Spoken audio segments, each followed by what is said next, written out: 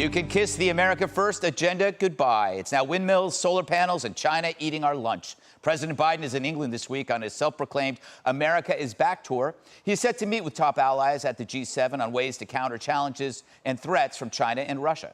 Our top general issued a warning today about Beijing's increased military capabilities, and the FBI director says cyber attacks pose a serious threat, while American companies are facing a barrage of hacks coming from Russia. But the president claims this is what we should be worried about. When I first was elected vice president with President Obama, the military sat us down to let us know what the greatest threats facing America were, the greatest physical threats. This is not a joke. You know what the Joint Chiefs told us the greatest threat facing America was? Global warming. The only reason he said this is not a joke, because even he knew it was a joke. To state the obvious, global warming can't unleash bioterror, shut down your grid, tamper with your food supply, or fly planes into buildings. Of course, Biden said something completely different when he was running for president. I think the biggest threat to America right now in terms of breaking up our security and our alliances is Russia. What happened to that guy? Maybe global warming fried his brain. Dana, while you were listening to that tape, what did you say to me? I said, this is offensive. Yeah, you said it was offensive, and you said it with a guttural growl. You should hear it. Yeah, it's pretty... It is pretty amazing. And also, thank you for pointing out my real estate license. Apparently, people have taken this very seriously, Yes. and I've been asked to lay out what my goals are. It's great to have a backup career, Dana. You never know. The show's only been going for nine years. They said it would be 5 weeks. Yes. Here we are, but you never know. This is true. Okay, so, yeah, existential threat. There are people who will say that climate change is the #1 issue on their biggest worry. And I know that the military takes the issue seriously. However, we also are dealing with the fact that it's like everybody knows that we're in a Cold War, a second Cold War with China, but nobody's really acting accordingly. Yeah. And I would put that to climate change.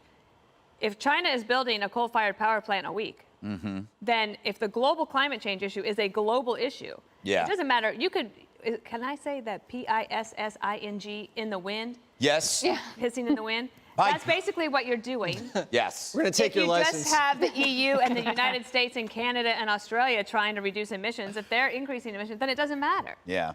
So I felt like that was a little offensive. Not as offensive as using that language, but I'm sure the children at home are very happy to learn how to spell a filthy word. Jesse, how stupid do you have to be to say right after a pandemic caused by an engineered virus that climate change is the #1 threat? You have to be pretty stupid, Greg. Yes. Are you calling the president stupid? I would never do such a thing. I'll leave it to me. I usually, when I think threats, I think of death and money. So climate change has killed how many people? 0. The China virus killed 600,000 in this country alone. You add the fentanyl that they bring over to Mexico. The cartels push that up here. Hundreds of thousands of fentanyl deaths here. What? Islamic terror? You count the overseas wars, you're talking tens of thousands of American lives lost. Russian hacking, tens of millions of dollars, maybe over $100 million. So, yeah, it's not a joke. I mean, no one's laughing except we are at Joe Biden. Maybe they did tell him that. And if they did tell him that, they should be fired. But I don't think they even said that. I think Joe just doesn't even remember. A Defense Department official has never said, ever, and I looked, I had Johnny look, publicly that climate change is the #1 threat. Actually, Joint Chiefs Chairman Mark Milley just had to come out and clarify that China and Russia are the top threats. But maybe during the Obama administration, they thought that climate change was the top threat. That would explain how they missed ISIS. Yeah. And how the Russians and the Chinese hacked us to death. But I think Joe tries to elevate the threat of climate change to distract from the real problems that he's bungling, like the cartels, like the cyber terrorists, and like China and Russia. So it's just kind of a deflection. And it's weird. It's weird because he can't keep track of all the threats that he's listed. Last time it was white supremacy. They should combine the two. I was thinking about that. Combine white supremacy with climate change. Call it... what do you call it? White weather. White weather. Yes. Very dangerous. Global whiteness. Global whiteness. Jessica, you were scowling at me because you find that offensive. You can believe that climate change is an issue, but still see this as absurd. Yeah. Because climate change, people are working on it. You can work on it over time, but it is not intentionally. It's not an intentional and immediate threat. So I think that's the problem when sensible people hear this. They're going like, no, climate change isn't trying to kill us. Over 100 years, an incremental increase in Celsius could be an issue. So I think that you can obviously pack climate change into this larger discussion of threats, obviously. And I did think that Joe Biden was right on the campaign trail to call out Russia specifically and to have tough talk about China. And we all remember Barack Obama when he was debating Mitt Romney said, you know, Yes. like the 80s called and they'd like their foreign policy back, et cetera.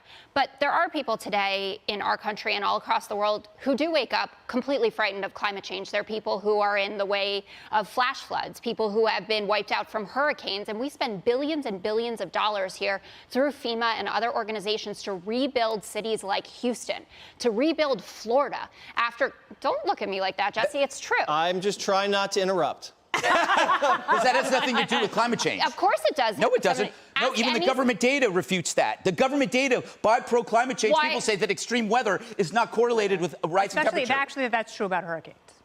Greg's right. Yeah, I mean, it's like it's in there. And even the brush fires are declining over time compared to, say, 100 years ago. I don't mean to poke a hole in your theory, but I do. And I'm thrilled for you to do it. And I'm sticking to my guns on this one, actually, because I'm going to pull up State Department reports that have come out under the Obama administration and the Trump administration, where Mike Pompeo, who didn't want to have to admit it, had to say, yes, refugees are leaving their home countries, especially in the Middle East, because of the effects of climate change. So to kind of laugh in the face of it and to call him dumb, I think. No one's laughing. Wait. The Syrians didn't flood into Europe because of climate change. There was a civil war.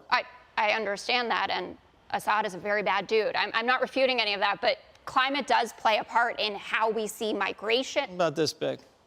Yeah, I don't think it's in the top 7, Kennedy. What's your take on this? You're pro-science. I love science. You know what? Actual science. Going after you, Kennedy, is going after science. I've always said it.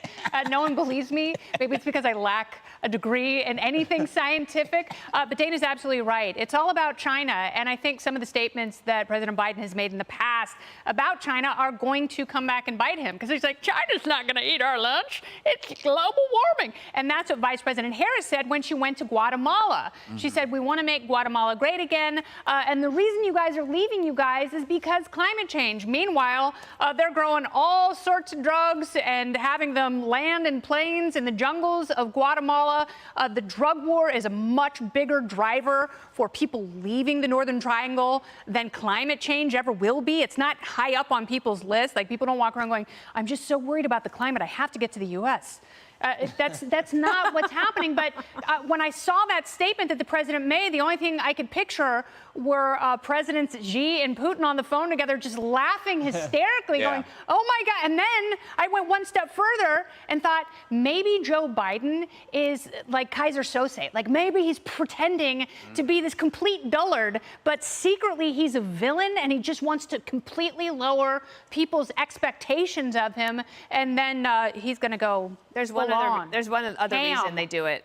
What? Biden did it, and then last week Putin did it. He said climate change, big important issue. You get adoring media coverage. Yeah, it's so easy. You do? Oh, maybe I should start pushing climate change. Give that a shot. It helps. It's like- your book. It's not going to help you, Wait till your Jesse. book comes out. Jesse. It's like, I'm long gone. It's like the equivalent of like posting thirsty pictures on Instagram, the political equivalent. And way to spoil the finale of All the Usual Suspects. I didn't say who it was. Yeah, just that's a dullard. probably one of the best movies ever. Was it Kevin Spacey? What? Hey, Sean Hannity here. Hey, click here to subscribe to Fox News YouTube page and catch our hottest interviews and most compelling analysis. You will not get it anywhere else.